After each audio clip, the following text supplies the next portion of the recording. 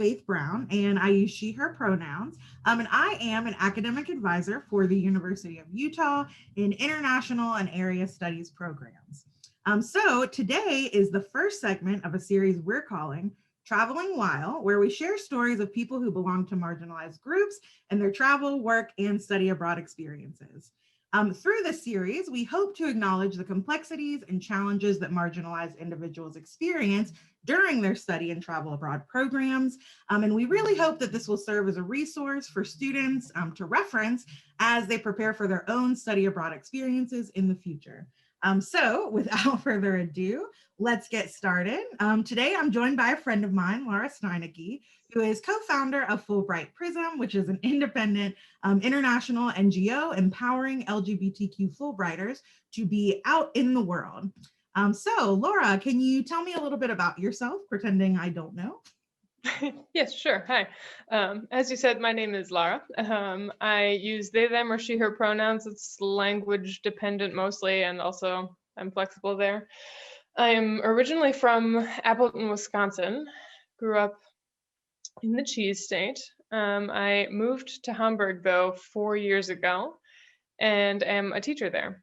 I teach high school students English, despite the fact that I'm actually a German teacher. Oh, yeah. Oh, that's funny. Yeah. Okay. Well, I mean, you've already kind of touched on it. But can you tell me a little bit about what kind of international experiences you've had, like up to this point in your life? Yeah. So I started out, I'm mostly Germany based. Came to Germany in 2009, I think, for the first time with a high school exchange program. And that was sort of a bumpy experience, but it must have been good enough to get me to come back. Yeah, guess so. Because then I did a semester abroad during college, and then I knew that I wanted to find a way to come abroad a little more permanently. And I had an awesome time during my semester abroad. It's when I came out to people other than myself as well, which was, Oh, yeah. yeah, Where were that was you at when you exciting. were abroad for the first time? I was in Kassel, Germany. It's in like the dead center of Germany, with just a bunch of other international students. Like half of them were queer, and that was That's so cool. sort of a fun community. Yeah, it was a good way to come out for the first time. And Yeah, I then, bet. yeah, it was optimal. And then a few years later, I applied for a Fulbright teaching assistantship in Germany and got that, and then did my Fulbright teaching assistantship here in Hamburg in 2016, 2017, and they couldn't get rid of me. I never left. I ended up getting a teaching position at the school that I work at now, and I did a few things in between, but yeah, so my life is now abroad. I see. Yeah. I know, and that's a pretty interesting experience. I know a lot of people sometimes do, go abroad and stay abroad. Like I have plenty of friends that did that in my time in Bulgaria.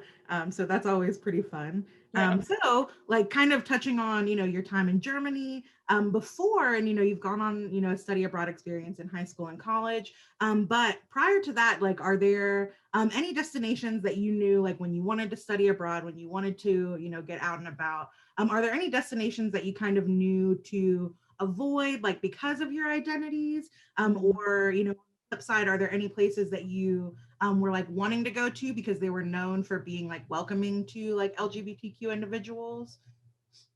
Yeah, I think as far as like places that I knew were open, I was pretty Germany based because I was also learning German, but I knew that Germany was also a good place to be going as an LGBTQ person, because they're open, they're very open there. They don't talk about it as much as a culture, but it's open. The community is cool. So I knew that that was a good choice when I was choosing to come here. As far as places not to go so much, it was less in my like deciding where to study abroad, but more in like while I'm studying abroad, where should I go on trips? And I've before I had gone to a few places, I do like a deep Google. Like I was going to Hungary, I think, and did like a really deep Google and was like, will I be okay? And it was fine, and Hungary was great, and I had an awesome time. Yeah. Um, but I've waited on going to Poland I think I would have been less worried about it had I gone like 6 years ago, but in the recent past, I'm a little more wary about it. And I'm sure if I knew someone there, I would feel more comfortable going. But it being a place that I don't know and I don't know the language, it's something that has definitely like kept me from going there. I'd also really like to go to Russia, but that's like a whole, I do not know enough about Russia to feel comfortable Yeah. I going know, and there. it's yeah, and it's hard. I mean, it stinks sometimes that there is like this extra layer of like I need to do research to make sure that like I'm gonna be safe when I Yeah. get there. Like, is it gonna be safe for me to not know the language and like be able to communicate? That's something that I was always really worried about too. When I first went to Bulgaria, so Right. I was like pretty concerned because on paper it doesn't seem like the best place. You're like, I ended up having like a pretty good time. yeah. But yeah, my whole time there though, I was always like, can I go here? Like, is it gonna be okay? Maybe not. Like, I should just stay. Like, where I'm at. But yeah, well, thanks for sharing. I appreciate it. Yeah. So like kind of on that note of like, am I gonna be safe here? Can you share any like mental preparations that you maybe kind of have made in travel, like, such as, what am I gonna do if I'm walking down the street and someone is like staring at me, or if I'm being followed, or if people, ask me, questions that I'm uncomfortable with, like about my identity. Can you like talk on that a little bit? Yeah, I think like preparations before I head to a destination, like within wherever I am, I try to like have Googled the area before I wander out that way so that I kind of already know, I can kind of already orient myself. I'm not very good at orienting, which is why I do that, because if I didn't, I would be entirely lost the whole time, which is fun in groups, but less fun if you're alone. So kind of knowing where I am, so if something weird happens, I know how to get back to where I want to be and to back to where I feel like I'm safer.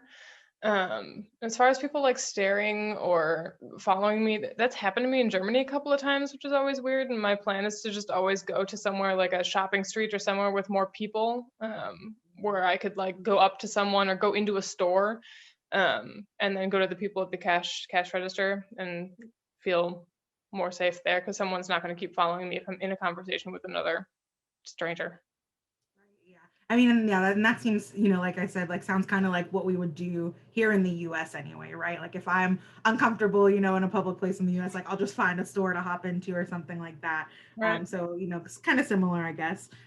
So kind of, again, just kind of like a continuation here. Have you ever experienced discrimination abroad, like based on your sexual orientation or gender identity?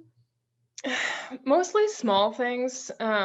Like I get relatively frequently you're in the wrong bathroom from like older ladies who really seem very concerned about it.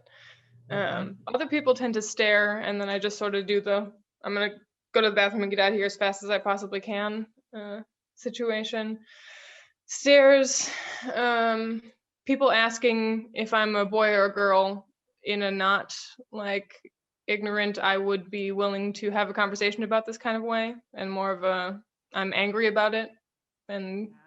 this could be It's like, dangerous kind of way. yeah, it's like, how do you want me to answer this question? Like, what answer is gonna suffice for you? Right. I think both and anything I say you're not gonna like. So maybe I'll just leave. Yeah. I know I Yeah. never knew, I guess until, the last couple of years anyway, that people were so concerned about what other people were doing in the bathroom. Yeah. So it's kind of been a shocker to me, but Right. As long as I'm yeah. just like going to the bathroom, washing my hands, it And should be now fine. really like during COVID, like please just wash your hands. Like that's all I'm checking for. Like, Right. are you washing your hands as long as I'm washing my hands? Yeah. You Gotta should tell be. 'em. Yeah. Like, front to back, like on the, do the thumbs. Yeah. I'm singing the alphabet and I know that you have not. Yeah, because I haven't gone through my second, ABC. Yeah. Right. No, that's crazy. Yeah, I don't know. In Bulgaria, I think that I do like I have long hair. You can really tell right now. I do have an undercut now. But I didn't have as many issues with that like in Bulgaria because again, like I yes was wearing more masculine clothes, but like I have very long curly hair that is just like flows.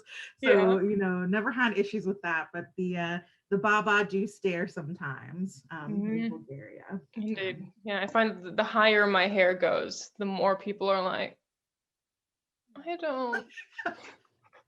Right. Well, kind of on the flip side, then, are there any experiences that you've had that, kind of like surprised you, like some really positive experiences, like surrounding your like sexual orientation or gender identity? Yeah, a friend of mine who was also a Fulbrighter at the time and I went on a spontaneous, like, long weekend trip to The Hague in the Netherlands. We knew very little about it. Amsterdam was too expensive, so we just chose another pleasant city in the Netherlands. We were wondering about looking for somewhere to go have tea or lunch or something. We found this really adorable little cafe with like cream tea and scones on the window, and I'm a British fan, so I was like, we have to go there. But they weren't open yet. But the owner of the cafe was like, "Oh, you should come back later." And then we went in, and we ended up going back like 6 times throughout our 4-day stay. We were there a lot, and Yeah. he just assumed we were a couple. And he was extremely welcoming. He welcomed us back for dinner the next night, and then he ended up giving all of us all of our drinks, I think, were free, and we had like a 4-course meal because it was like a cafe slash they do fancy dinners at night kind of a situation. And he was like, if you're ever back, like, here's my number, you can stay with me, like, we're all family, wink. And like, he had a giant, like, full size portrait of Lady Diana on the wall. Oh, Um, wow. so it was just this like unsurprised like gay cafe where they like created a community hub and was totally accepting of us. We ended up he gave us a glass of freshly made jam on our last day and was like, for you guys. And we didn't have the heart to tell him we weren't actually a couple, so we just like decided we're married in The Hague and that's how it's gonna be for And if you forever. ever go back, like you're just gonna have to like pretend again. Yeah. I went Probably back with my your parents partner the next having year you. and he was like, how's Kim? And I was like, great, it's super fabulous. Oh, that's nice. Okay, so your parents got to come visit that too then. Yeah, yeah. That's But awesome. that was one of the best experiences I've had where it was just instantly welcoming, very friendly, really cool. That's so great. And that idea of like family, I don't know that I've ever experienced that abroad, but have you ever heard that term kind of used like in like queer communities? Because I feel like here in the US, it's almost like a down low where it's like, oh, like, are you family? And it's like kind Hmm. of like code for like, are you queer? Like, are you queer friendly? Right. Experience that abroad any, or is it just maybe that like one instance? Yeah, I think just that one time mostly. The queer community in Hamburg is a little harder to access. I have no idea what the queer community in The Hague is outside of Richard Where and you're his cafe and like but it's here like you have to find them. It's less of a wink wink. I don't know. The invitation finding is a little harder here. Okay. Okay, well, kind of on that note, like, do you have experiences like in Hamburg where you've like been able to interact with like, kind of like queer communities or people that are like advocating for, equality like in the area? Yeah, I have. Hamburg has a really cool queer film festival that's like gone on for 32 years now. I think it started as like a pretty underground film festival. I met some people there who were there back at the beginning, who said they always have parties after every night of this film festival, and they said the parties used to be like secret underground parties, and they would only tell the location of the party after the last film of the like day, and then you'd have to like go there, and they used to be broken up by the police. um, so it was like a very underground thing, and now it's this really cool open international celebration of queer people and queer cinema. They still do the announce the party location thing on the Oh, down low at really? night, but sort of just as like a fun thing. It's like, did you hear where it is? But if you didn't, Yeah. you can find someone who knows where it is so that you can get there. Um, but I More like a found, speakeasy, but like above yeah, ground and like very right. open. Yeah, it was in sort of like a warehousey, like queer collective kind of building one year, which was interesting and also fun. And they had brunch like the next day, which was I approve. Um, but yeah, volunteering at that was a really cool way to meet other queer people in the community, and I've um, since kept up with some of them, and like going to protests and things has also been a good way to get involved in the community and meet other people. And do you feel like safe at like protests like that? Like, and when things like that kind of like spontaneously like happen or planned, right? Right, yeah. Most of them, 99% of them are planned here because you have to like register them with the police. Germany is very like on their stuff, and if it's not registered, they're gonna make you leave. Um, but yeah, for the most part, I feel safe. There was one protest where there were some troublemaking groups who ended up showing up, and was I don't remember what the topic was, but like the queer women's group was the one that started the parade of or like the protest march through the city, and then there ended up being like a police blockade, and the people were kind of pushing from behind, and so friends of I and that I was there with and I like ditched out because we were like this is insane. Why would you put like the queer women went and might have even been like the queer women of color collective at the very front of this march through the city if like you're not if there wasn't enough protection for this parade in general. Yeah. Yeah, you would think that there would be a little more forethought into that. What? Yeah. Yeah, but I think sometimes like that's kind of like just like the just like the reality of the situation is that like not other people are thinking about it in the right ways. Because I think again, it's kind of like where safety is concerned.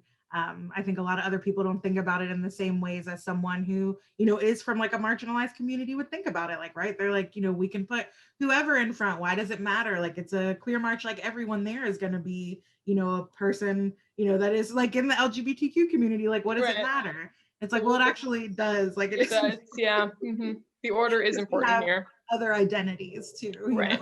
like it's Yeah. not just, like, and I think that's something that I've always struggled with is like, yes, like I am, a queer woman, but I'm not just a queer woman. Like I'm also a woman of color myself. And like I have, I'm a ex-teacher, right? Like, so you current, but ex-teacher, like I'm, I'd like to consider myself a, academic, maybe, Right. not quite, but one day we'll get a little more into that. Right. More books, more writing. Yeah. But yeah, I'm glad though that like there are, opportunities like that exist, like, in Germany especially. That's really nice. Yeah. So I guess kind of to wrap up here, are there any other like, any other pieces of advice or things that you think are like important that you would like to share with students that are wanting to like travel or study abroad? Yeah, I think first thing, definitely do it. You'll find somewhere to go. There's always a location that fits you, or there are multiple locations that fit. One may fit better than others. Do some research, but I think also know that there are queer people everywhere. And if you look hard enough and search for things and look for resources and networks, you're going to be able to find people in the community if that's something you want to find while you're there. And it's fun and interesting, and you get to learn a lot from their perspectives because the perspectives vary so wildly. So I think it's go abroad, learn. That's what I would say. Great. Well, thanks so much, Laura. I really appreciate Yeah. you, coming out and like answering my questions. Absolutely. Thanks so much for volunteering. I appreciate it. Yeah. And yeah, I appreciate your time and thank you so much for being here and hope to see you soon. Yes, thank you for having me. Yeah, absolutely.